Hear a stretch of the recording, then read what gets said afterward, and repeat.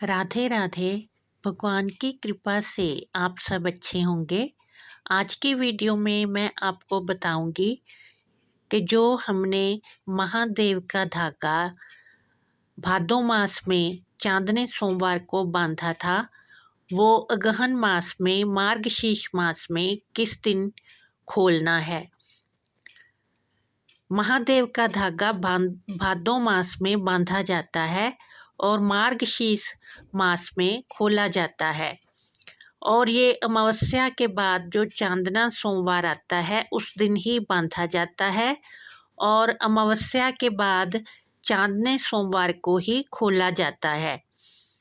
इस बार मार्गशीर्ष मास में जो अमावस्या है वो 30 नवंबर को पड़ रही है और उसके बाद चांदना सोमवार 2 दिसंबर को है और इसलिए हमें 2 चांदने सोमवार मिल रहे हैं, एक 2 दिसंबर को और एक 9 दिसंबर को। इसलिए हम अपनी सुविधा अनुसार धागा खोल सकते हैं। अगर हम चाहें तो चांदने सोमवार को 2 दिसंबर को भी खोल सकते हैं और 9 दिसंबर को भी खोल सकते हैं। और ये धागा बांधने से हमारे घर में सुख समृद्धि आती है। जिन्हें संतान नहीं है उन्हें संतान प्राप्त होती है, जिनके पास धन नहीं है उन्हें धन मिलता है और पीढ़ियों से चली आ रही गरीबी भी भगवान शिव दूर कर देते हैं। ये धागा 4 गांठों वाला होता है और इसमें 4 तंद ही होते हैं। ये धागा चांदने सोमवार को बांध के और अगहन मास में चांदने सोमवार को ही खोला जाता है। इसकी कथा इस प्रकार है। एक राजा था, एक बार वो शिकार खेलने जाता है तो जंगल में वो देखता है कि कुछ स्त्रियां एक वृक्ष के नीचे पूजा कर रही हैं। वो उनके पास जाकर पूछता है कि बहन, आप ये किस देवता की पूजा कर रही हैं। तो वो कहती हैं कि हम आज भगवान शिव का धागा बांध रहे हैं। तो राजा पूछता है कि ये धागा बांधने से क्या फल मिलता है। तो वो कहती हैं कि ये पूछो कि क्या नहीं मिलता।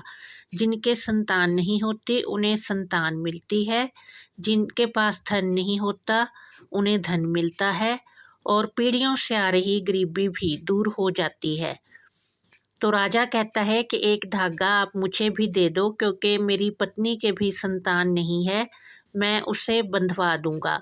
तो वो कहती हैं कि अभी हम पूजा कर रही हैं, अगर पूजा के बाद कोई धागा बचेगा तो वो हम आपको दे देंगे। पूजा करने के बाद 2 धागे बचते हैं, एक वो राजा को दे देती हैं और एक सामने एक बेरी का पेड़ था उस पर डाल देती हैं।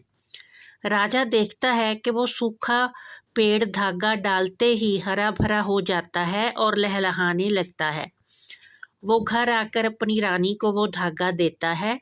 रानी धागा बांधती है और समय आने पर उन्हें पुत्र की प्राप्ति होती है। वर्ष बीत जाते हैं, रानी के 4 पुत्र होते हैं और समय बीतते बीतते 4 बहुएं भी घर में आ जाती हैं, तो उनका परिवार खुशहाल हो जाता है। तो एक बार धागा खोलने का दिन आता है तो रानी अपनी बहुओं से कहती है कि तुम ज्वार के आटे की चूरी बनाओ और मेरे पति के लिए गेहूं के आटे की चूरी बनाओ। तो वो अपने पतियों के लिए तो ज्वार के आटे की चूरी बनाती हैं और राजा के लिए गेहूं के आटे की चूरी बनाती हैं। तो राजा आकर देखता है कि गेहूं के आटे की जो चूरी होती है उसमें कीड़े चल रहे होते हैं। तो वो रानी से कहता है कि मेरे लिए क्यों नहीं ज्वार की चूरी बनाई। तो वो कहती है कि गेहूं के आटे की चूरी मैंने आपके लिए बनवाई है, लेकिन राजा कहता है कि उसमें तो कीड़े चल रहे हैं।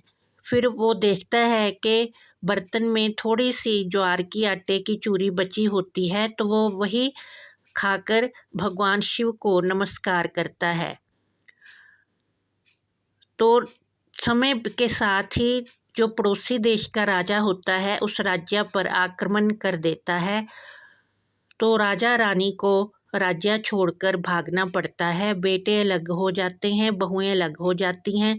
राजा रानी जंगल में चलते चलते थककर एक पेड़ के नीचे बैठते हैं तो उस पेड़ के सारे पत्ते झड़ जाते हैं।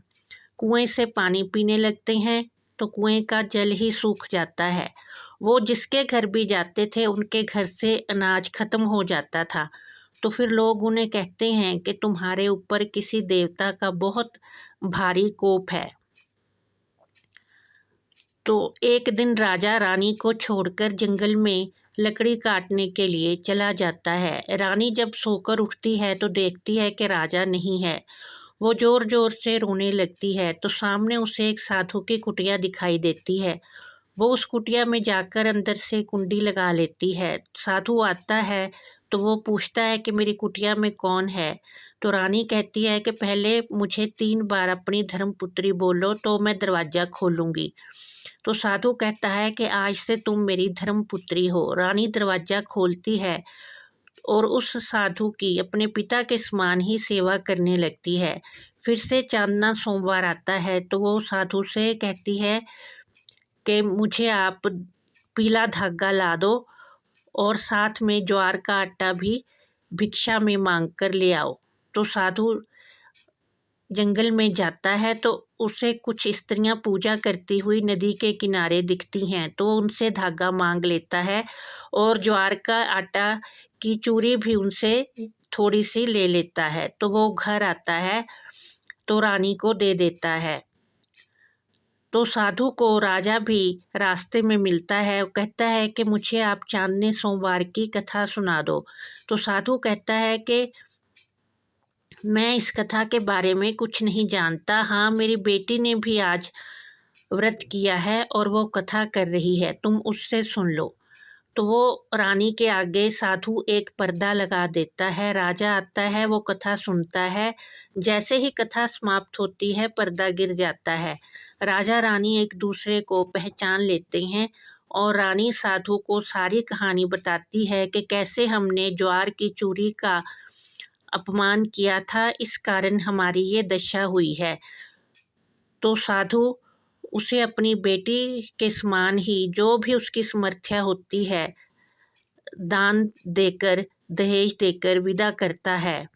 साथ में उसे एक दही की कुज्जी भी देता है कि अगर रास्ते में दही हिल गया तो समझ लेना कि तुम्हारे पिता पे कोई संकट आया है।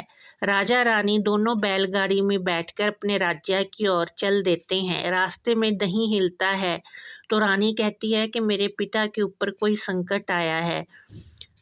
तो राजा कहता है कि ऐसे मुंह बोले माता पिता रास्ते में बहुत मिलते हैं। लेकिन रानी कहती है कि ऐसा नहीं है, आप तो मुझे छोड़कर चले गए थे। पिता के समान ही उन्होंने मेरी रक्षा की है और मुझे पाला है, इसलिए मैं तो देखने जाऊंगी। तो वो वापस आती है तो साधु पौधों को पानी दे रहा होता है। वो बहुत ही प्रसन्न होता है कि इसने मुझे अपना धर्म पिता माना है।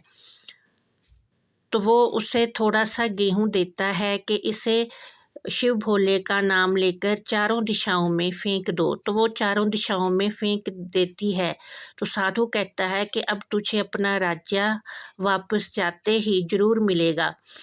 तो वो वापस अपने राज्य में आते हैं तो वहाँ पर उन्हें अपने बेटे भी मिल जाते हैं, बहुएं भी मिल जाती हैं और सारे फिर से हंसी खुशी मिलजुल कर रहने लगते हैं। राजा को फिर से अपना राज्य मिल जाता है। इस तरह से भगवान शिव सब पर अपनी कृपा करते हैं। ये उसी धागे का परिणाम ही था कि उन्हें फिर से अपने पुत्र बहुएं और राज्य मिल गया था। शिव भगवान ऐसे ही सब पर कृपा करते हैं। बोलो शिवजी महाराज की जय। बोलो पार्वती माता की जय।